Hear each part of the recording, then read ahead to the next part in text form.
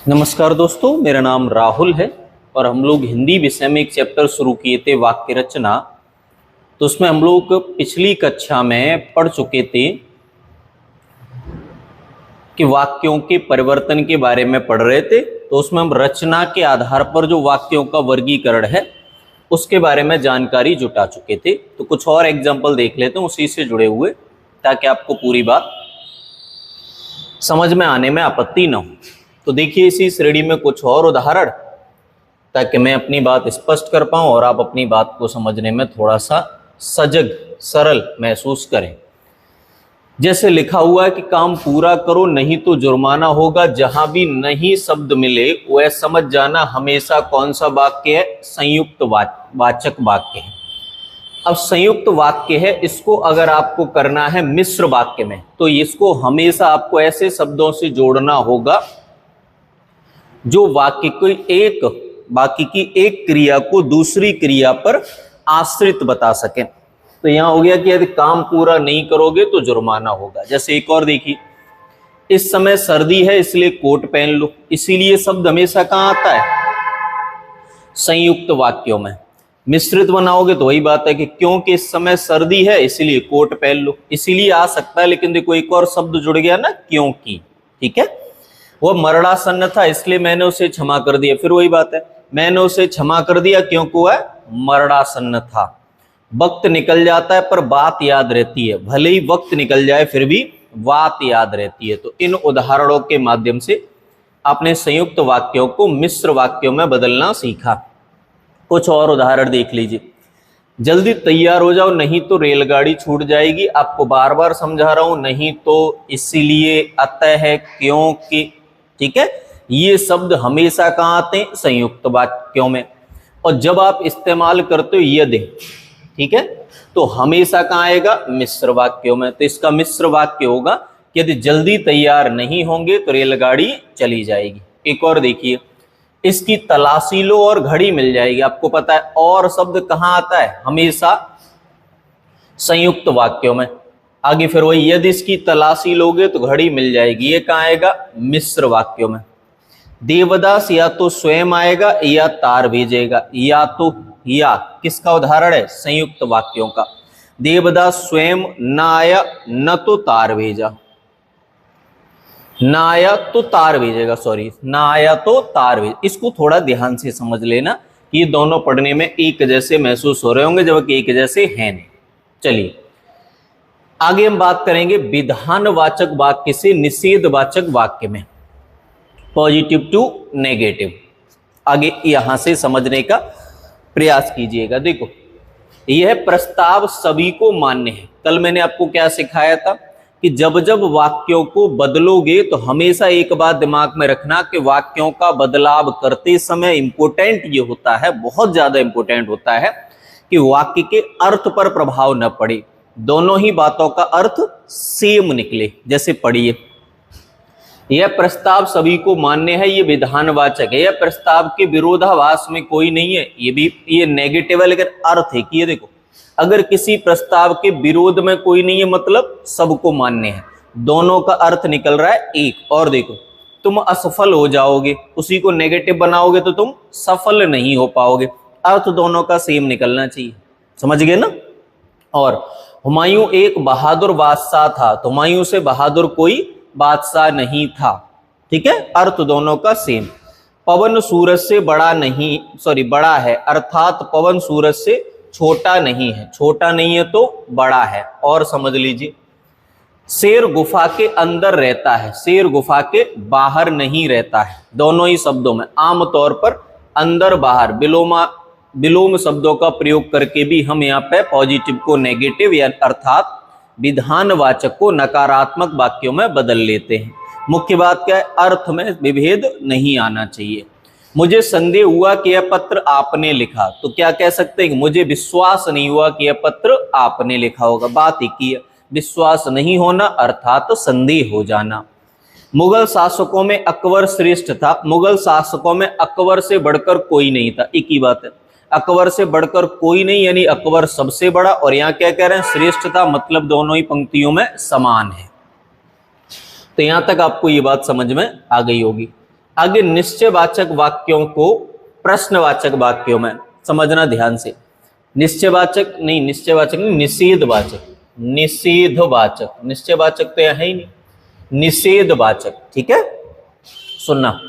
आपके पिता यहां नहीं है, तो सवाल है कि आपके पिता कहां हैं, तो आपके नेगेटिव को सवाल में बदल देना।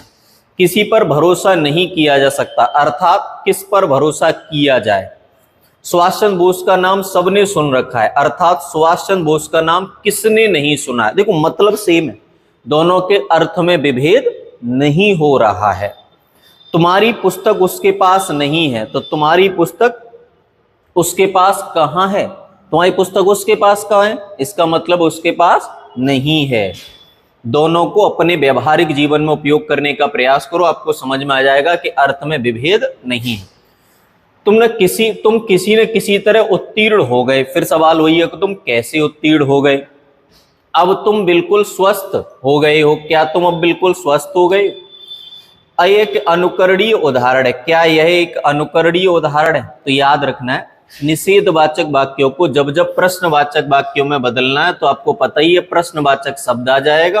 और महत्वपूर्ण क्या है, तो महत्वपूर्ण वही है कि सबसे मजेदार बात आपको दिमाग में रखनी है कि अर्थ में परिवर्तन न हो। चलिए आगे पढ़ते हैं। विस्मयादि बोधक वाक्य से विधानवाचक वाक्य बनाना। जैसे वाह कितना सुंदर दृश्य है, इसको बदल दो बहुत ही सुंदर दृश्य है, सिंपल सी बात। ठीक है। काश मैं युवा होता, इसका मतलब मैं चाहता हूं कि मैं युवा होता। इसके लिए अंग्रेजी में क्या लिखते हैं, आई विश, और आई विश की हिंदी क्या होती है, मैं चाहता हूं। आगे, ओह तुम पास हो, सॉरी अरे तुम पास हो गए, मुझे तुम्हारे पास होने से आश्चर्य हो रहा है। ओहो तुम खूब आए, मतलब मुझे तुम्हारे आगमन से खुशी है। याद रखना, देखो जैसे ये शब्द है, ये शब्द आपको बता दिया करेंगे कि ये सब क्या है, विस्मयादि बोधक वाक्य है, और इनमें एक भाव छुपा होता है। याद है ना, आश्चर्य, हर्ष, खुशी, ये सब भाव छुपे होते हैं। उसी आधार पर आप इनमें परिवर्तन करोगे। कुछ और उदाहरण देख लीजिए कि जैसे अगला एग्जाम्पल है कि कितना निर्दयी, मतलब वह अत्यंत निर्दयी। क्या मैं भूल कर रहा हूं, मैं तो भूल नहीं कर रहा। ठीक है, हाँ हाँ सब ठीक है, मतलब मैं अपनी बात का अनुमोदन करता हूं, अपनी बात को दोहराता हूं, स्वीकार करता हूं। तो इन वाक्यों के माध्यम से आपने सीखा कि विस्मयादि बोधक को विधान बोधक में कैसे बदलते हैं। क्योंकि ये एग्जाम्पल उतने महत्वपूर्ण नहीं थे, क्योंकि जब हम वाक्य पढ़ेंगे ना, उदाहरण पढ़ते, क्वेश्चन और आंसर पढ़ते, तो उसमें भी अंदाजा लग जाता है। बहुत ज्यादा नॉलेज की आवश्यकता होती नहीं है। बस इतना ध्यान रखिए, मैंने कुछ पढ़ के सुना दी, वो भी बहुत जल्दी जल्दी सुनाए हैं। उसका मुख्य कारण आपकी समझ में आया होगा कि बहुत जल्दी सुनाने का तात्पर्य सिर्फ ये है कि वो सामान्य जानकारियां हैं, उनको लेके मुझे बहुत ज्यादा टाइम वेस्ट करने की भूल नहीं करनी चाहिए, और वही मैंने आपके समझ किया है। तो क्या मैं अब आगे बढ़ सकता हूं? धन्यवाद। तो आगे बढ़ते, अगला जो आपका चैप्टर है वो है पदबंध। तो इस श्रेणी में, इस चैप्टर में अब अगला चैप्टर पढ़ेंगे पदबंध। हमने पढ़ा वाक्य, उपवाक्य, अब पढ़ेंगे पदबंध। उपवाक्य पढ़े थे ना कल, 3 प्रकार के होते हैं, संज्ञा विशेषण और क्रिया विशेषण। ठीक है, अगर नहीं पढ़े तो पिछली कक्षा देख लीजिए। मैं बढ़ूं आगे, धन्यवाद। देखो वाक्य में जब एक से अधिक पद मिलकर एक व्याकरणिक इकाई का काम करते हैं, तब उस बंधी हुई इकाई को पदबंध कहते हैं। देखो पदवंध, पद कई सारे, वंध बंधे हुए, एक से ज्यादा पदों को संग्रहित कर दिया जाए तो उस व्याकरणिक इकाई को क्या कहते हैं, पदबंध। सीधी बात है, यहां से समझो, रटने की जरूरत नहीं। पदबंध, कई सारे पद बंधे हुए हों तो उसे क्या कहते हैं, पदबंध कहते हैं। बिल्कुल सही तो बोला आपने। चलिए जैसे आराम से मेरी बात को समझना,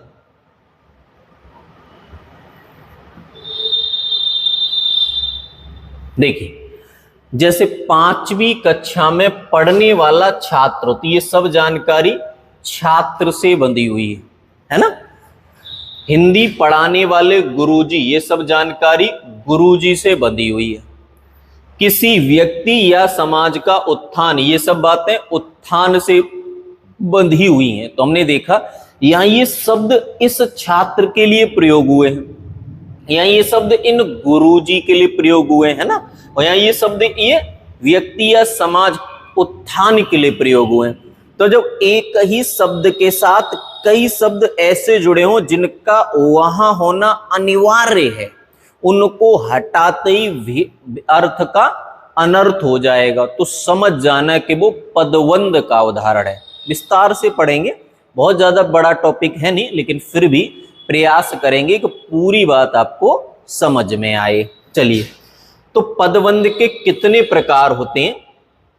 सवाल सीधा ये है कि पदबंध के कितने प्रकार होते हैं। तो सबसे पहला पदबंध है संज्ञा पदबंध। आराम से समझना। अब देखो, जब कोई पद समूह वाक्य में संज्ञा का काम देता हो तो उसे संज्ञा पदबंध कहते हैं। जैसे पास के मकान में रहने वाला आदमी, तो ये सब जानकारी किसके लिए प्रयुक्त है? आदमी के लिए। और आदमी शब्द क्या है? जातिवाचक संज्ञा। अतः इस वाक्य में प्रयुक्त पदबंध कौन सा है? संज्ञा पदबंध। आगे, यह पेड़ तो किसी बड़े और तेज धार वाली कुल्हाड़ी, तो यहां से समझना है, पूरा गलत अंडरलाइन किया है इन्होंने, सॉरी पूरा गलत अंडरलाइन हो गया टाइपिंग में, ठीक है। इतना, बड़े और तेज धार वाली कुल्हाड़ी, कुल्हाड़ी कैसी? बड़ी और तेज धार वाली। कुल्हाड़ी क्या है? संज्ञा। कौन सी संज्ञा? जातिवाचक संज्ञा। तो संज्ञा के लिए प्रयुक्त शब्द मिलाकर संज्ञा के साथ पढ़े जाएंगे तो संज्ञा पदबंध कहलाएगा। देश के लिए मर मिटने वाला व्यक्ति, यहां तक ठीक है।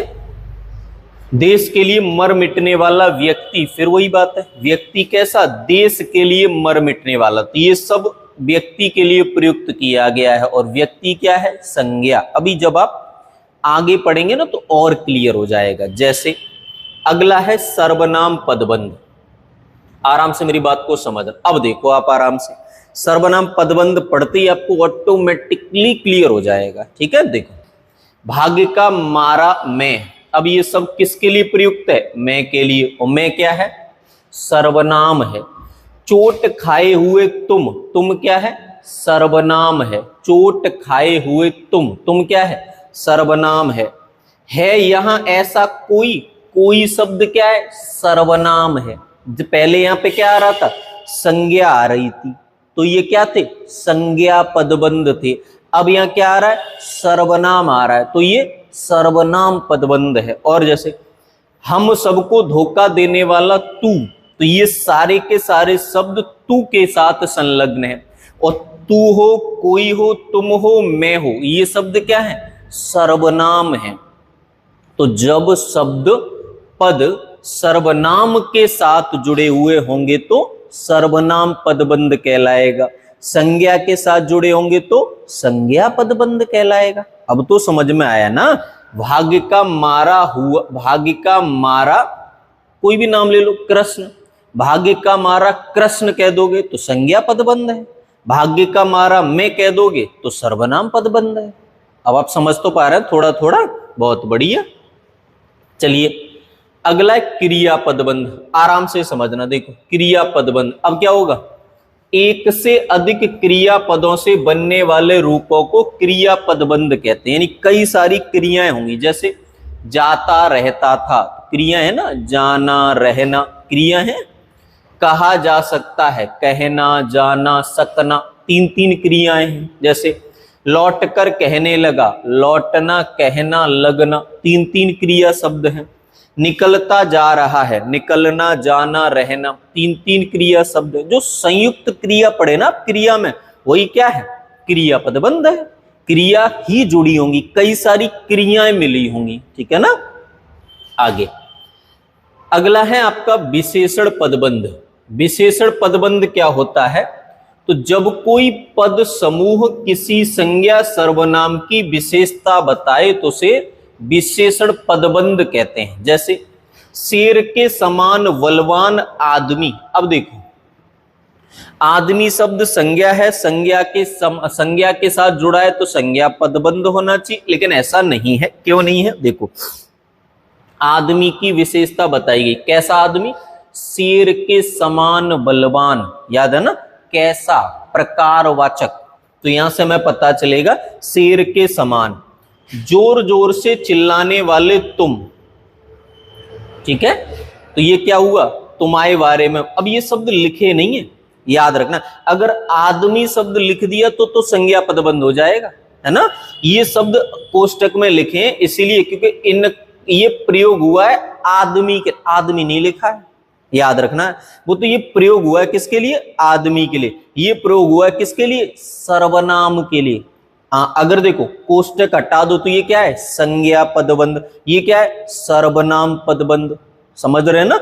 ये लिखे नहीं है, याद रखना। अगर ये लिखे हैं तो क्या हो जाएगा? ये संज्ञा पदबंध का उदाहरण है। ये कोष्टक में लिख दिया है ये बात समझाने के लिए कि ये वक्तव्य आदमी के लिए है, ये वक्तव्य तुम शब्द के लिए है। समझ गए ना? सिर्फ समझाने के लिए लिख लिया है, वाक्य में नहीं लिखा हुआ है। ठीक है, जैसे सुंदर और स्वच्छ लेख लिखने वाला कौन होगा? कोई पुरुष ही होगा, लेकिन पुरुष शब्द लिखा नहीं होगा, है ना? क्योंकि अगर पुरुष लिखा होगा तो संज्ञा पदबंध हो जाएगा। बिल्कुल सही समझ रहे हैं आप। देखो, सस्ता खरीदा हुआ, सिर्फ इतना मिलेगा। ये तो हम लोगों ने अंदाजा लगा लिया कि सामान की बात चल रही होगी, है ना? इस गली में सबसे बड़ा घर की बात चल रही होगी। लेकिन याद रखो ये शब्द वाक्य में आपको लिखे हुए नहीं मिलेंगे। अगर ये लिखे हुए मिले तो संज्ञा अथवा सर्वनाम पदबंध हो जाएगा, और ये छुपे हुए मिले तो विशेषण पदबंध हो जाएगा। समझ गए ना? बहुत बढ़िया। तो कंफ्यूज मत होने देना खुद को। अगला क्रिया विशेषण पदबंध। अब देखो वही क्रिया वाली बात यहां आ जाएगी। तो वह वाक्यांश या पद समूह जो क्रिया विशेषण का कार्य करे उसे क्रिया विशेषण पदबंध कहते हैं। जैसे अब समझो ध्यान से, पेपर में सेंटेंस में कितना लिखा मिलेगा? घर से लौटकर। ये नहीं लिखा मिलेगा, ये हम भाव बनाएंगे अपने आप। जाऊंगा भाव है, लिखा नहीं मिलेगा। क्योंकि लिखा मिला तो क्या हो जाएगा? क्रिया पदबंध हो जाएगा। और समझो, पहले से बहुत धीरे चलने लगा, चलने लगा लिखा नहीं मिलेगा। ये तो भाव पूरा करने के लिए हम लोगों ने लिख लिया है। क्योंकि अगर ये लिखा मिला तो बाबूजी चलने लगा, चलो ये तो क्रिया हो गई। ये क्या कहलाएगा? ये क्रिया विशेषण पदबंध कहलाएगा, क्योंकि ये इसके लिए प्रयुक्त हुआ है। आगे, जमीन पर लौटते हुए बोला, बोला के लिए प्रयुक्त हुआ है ये। खुले आंगन में बैठो, बैठे के लिए प्रयुक्त हुआ है ये। बड़ी सावधानी से उठाओ, उठाओ के लिए प्रयुक्त हुआ है ये। जब शब्द संज्ञा अथवा सर्वनाम के लिए प्रयुक्त हो तो विशेषण पदबंध है, और जब क्रिया के लिए प्रयुक्त हो तो क्रिया विशेषण पदबंध है। क्लियर हो रही है ना मेरी बात? बहुत बढ़िया, आपका बहुत बहुत धन्यवाद। ये छोटी छोटी बातें आप समझ पा रहे हैं। अगला है संबंध बोधक पदबंध। बहुत आसान है, इससे आसान कोई है ही नहीं। जो शब्द वाक्य में दो पदबंधों के बीच संबंध स्थापित करावे उन शब्दों को संबंध पदबंध कहते हैं। जैसे बदले, बजाय, पलटे, समान, योग्य, सरीखा, ऊपर, भीतर, पीछे से, बाहर की ओर, आदि। कुल मिला के आपको क्या मिलेगा? काकी के। ज्यादा झंझट में नहीं पड़ना। क्या मिलेगा? काकी के। देखो, राम की ओर, छत के ऊपर, कृष्ण के समान, मिल गया ना? काकी के। उससे पहचान हो जाएगी आपकी कौन सी? संबंध बोधक पदबंध की। और संबंध का मतलब क्या है? जुड़ना। मैं आपसे जुड़ा हूं, आप मुझसे जुड़े हैं। एक प्लेटफॉर्म है यूट्यूब, उसके माध्यम से तो हम संबंधी हुए, एक दूसरे से रिलेटेड हुए। कैसे कैसे रिलेटेड हुए? भाई मेरा और आपका संबंध क्या है? छात्र और अध्यापक का संबंध है। ये कैसे हुआ? जुड़ने के कारण, कनेक्ट हो गए इसीलिए। ठीक है ना? आगे बढ़िए। अगला है आपका समुच्चय बोधक पदबंध।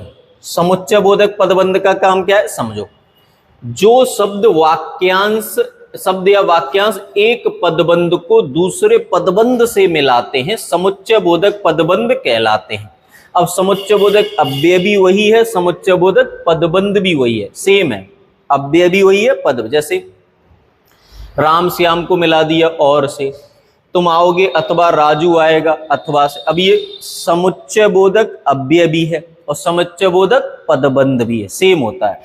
यद्यपि यह काम कठिन है तथापि तुम उसे कर सकते हो। और देख लो, यदि तुम पर्वत पर जाओ तो साधुओं के दर्शन हो सकते हैं। राकेश बहुत प्रयत्न किया परंतु वह हार गया। तो कुल मिला के दो उपवाक्यों, दो शब्दों या दो वाक्यों को जोड़ने का जो शब्द कार्य करते हैं उन्हें हम समुच्चय बोधक अव्यय कहते हैं अथवा समुच्चय बोधक पदबंध कहते हैं। दोनों सेम है, ठीक है ना। आगे बढ़िए। इसके बाद अगला है आपका आठवां और आखिरी विस्मयादि बोधक अव्यय। ये भी वही है, देखो विस्मयादि बोधक अव्यय और विस्मयादि बोधक पदबंध दोनों सेम है, कोई अंतर नहीं है, ठीक है। किसी वाक्य में हर्ष, शोक, आश्चर्य, लज्जा, ग्लानि इत्यादि मनोभावों को व्यक्त करने वाले शब्द दिए जाएं तो वे विस्मयादि बोधक पदबंध कहलाते हैं। जैसे आहा, आज तो मिठाइयां बन रही हैं। अब गौर से देखो, ये विस्मयादि बोधक अव्यय नहीं है और विस्मयादि बोधक पदबंध भी है। समझ गए कि नहीं? अलग नहीं है, संबंध बोधक है, विस्मयादि बोधक है, इनमें अलग नहीं है। अव्यय और पदबंध पढ़ना है तो सेम पढ़ना है। विस्मयादि बोधक अव्यय है, छी छी विस्मयादि बोधक अव्यय है, हाँ विस्मयादि बोधक अव्यय है। पहचान किससे होती है? विस्मय सूचक चिन्ह से, है ना। तो सबसे आसान है आपके विस्मयादि बोधक, समुच्चय बोधक और संबंध बोधक, क्योंकि इन तीनों का अव्यय रूप पढ़ लो चाहे पदबंध रूप पढ़ लो, दोनों के पढ़ने में समानता बिल्कुल सेम है। जैसे यहां पूछे कौन सा वाक्य है, विस्मय सूचक वाक्य, विस्मयादि बोधक वाक्य, ठीक। कौन सा पदबंध है? विस्मयादि बोधक पदबंध। कौन सा अव्यय है? विस्मयादि बोधक अव्यय। तो कोई अंतर नहीं है, तीनों एक ही प्रश्न के तीन जवाब हैं। हो सकता है examiner option A, option B, option C करके तीनों दे दे और चौथे में दे दे उपर्युक्त सभी, तो आप क्या लगा देना? उपर्युक्त सभी लगा देना। क्लियर है मेरी बात? आगे बढ़ूं तो मैंने पदबंध जो कि बहुत मामूली सा सरल सा चैप्टर है उसको आपको कंप्लीट करा दिया है, ताकि अब आपके इस चैप्टर में किसी प्रकार की कोई कमी न रह जाए। इसके बाद आता है आपका पदक्रम। देखो पदक्रम में क्या होता है, आराम से मेरी बात को समझना। कुछ सामान्य बातें हैं जिनको अगर हम पढ़ लेंगे, एक मिनट रुकिए, तो हमारा काम बन जाएगा। पदक्रम मैं ये देखना चाह रहा हूं कि क्या ये पढ़ाने लायक है या नहीं है। पढ़ाने लायक है, ठीक है। पद परिचय ये तो हम लोग पदबंध में कर चुके हैं, तो इसको करने की आवश्यकता नहीं पड़ेगी। केवल पदक्रम, अब देखो पदक्रम में क्या है, कुछ नहीं है, कुछ बेसिक से नियम है जो सीधे सीधे समझ लो बस, और कोई झंझट में फालतू पालूंगा नहीं। देखो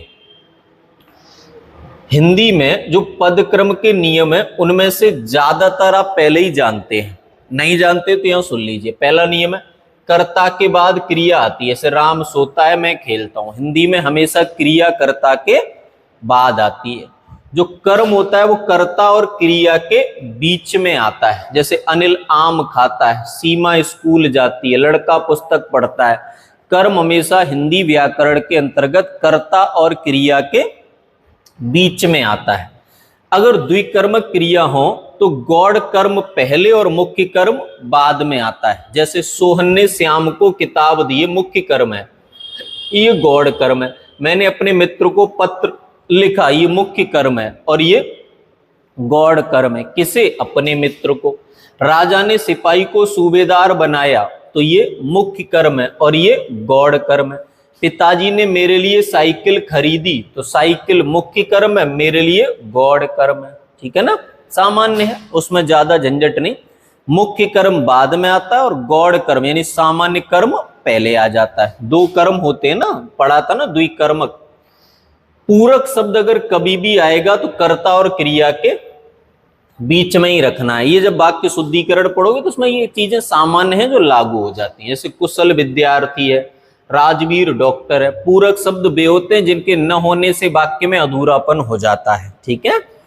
विशेषण अगर कभी भी आए तो आपको पता है कि संज्ञा से पहले आता है, लेकिन आवश्यक नहीं है ना, हमेशा आवश्यक नहीं है, कई बार बाद में भी आ जाता है। आप लोगों ने पढ़ा था ना, विशेषण दो प्रकार के होते हैं, उद्देश्य विशेषण और विधेय विशेषण। तो याद रखना है, विशेषण संज्ञा के पूर्व आता है, लेकिन कब? सामान्यतः, हमेशा नहीं आएगा, हमेशा नहीं आएगा, कभी कभी पहले भी आ जाता है, कभी कभी बाद में, लेकिन आमतौर पर पहले। जैसे गीता ने नीली साड़ी, साड़ी कैसी? नीली।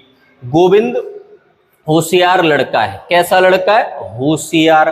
तो यहां विशेषण संज्ञा से पहले आए, लेकिन बाद में भी आ सकता है, ठीक है ना, लेकिन आमतौर पर पहले ही आता है। एक और समझिए, क्रिया विशेषण हमेशा क्रिया से पहले आता है, तो वही बात है, हमेशा कहना फिर गड़बड़ होगा, सामान्यतः आएगा। जैसे जाने से पहले नहीं लगाए, करने से पहले नहीं लगाए, तो ये क्या कहलाएगा? क्रिया विशेषण कहलाएगा, जो क्रिया से पहले आया है।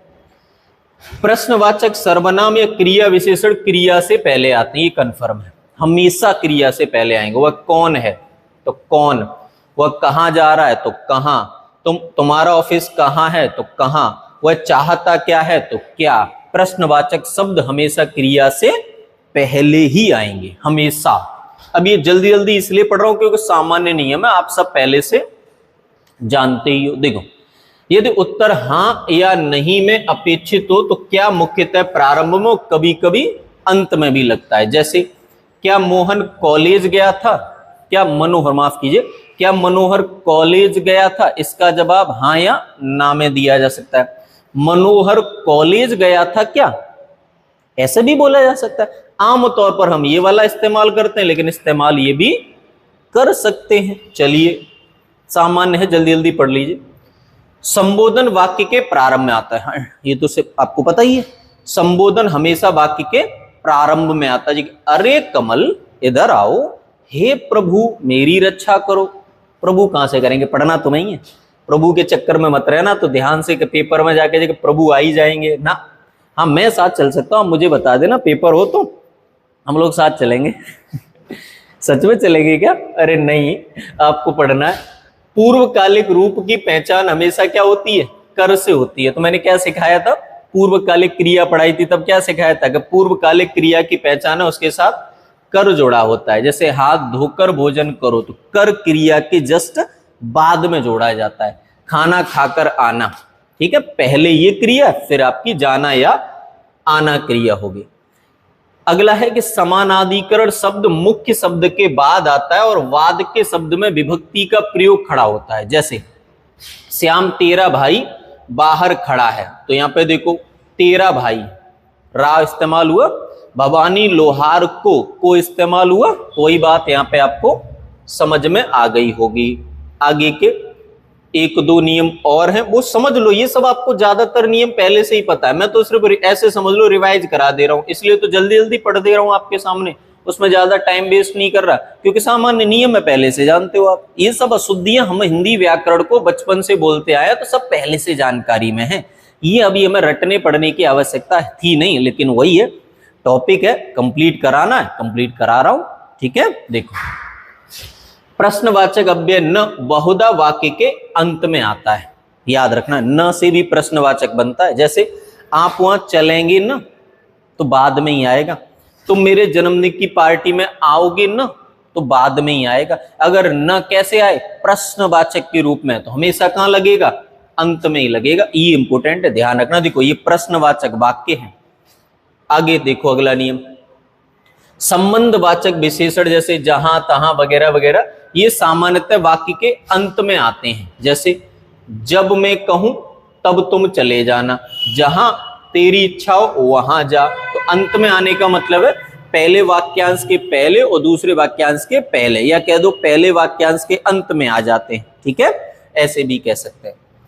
आगे निषेधात्मक अव्यय न, नहीं, मत, ये तो बीच में ही आएंगे, क्रिया से पहले। जैसे मैं नहीं जाऊंगा, तुम मत डरो, तो ये क्या है? निषेधात्मक अव्यय है, जो नहीं का बोध कराते हैं। ये हमेशा क्रिया से पहले आएंगे।